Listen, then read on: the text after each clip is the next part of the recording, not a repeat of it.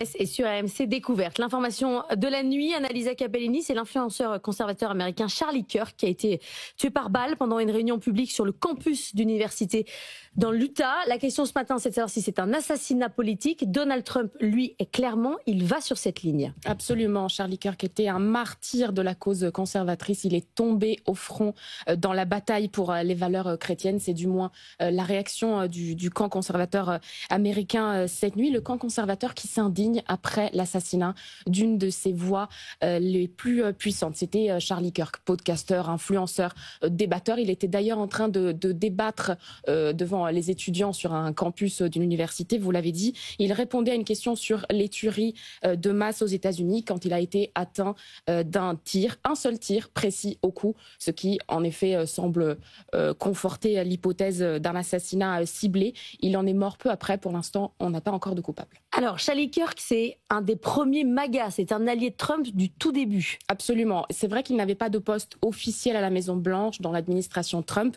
mais il avait l'oreille de Donald Trump. Ils étaient très très proches. Tout d'abord parce qu'il avait beaucoup aidé pendant sa troisième campagne électorale, dans celle qu'il a menée au deuxième mandat à la Maison-Blanche. Il avait créé une plateforme Turning Point, donc un tournant pour l'Amérique. C'est à travers cette plateforme qu'il avait organisé une campagne de porte-à-porte massive dans tous les swing states. Vous savez, ces États pivots qui ont finalement décidé le sort de l'élection à travers notamment des fonds levés justement par Charlie Kirk. On parle de 100 millions de dollars qui ont changé la donne.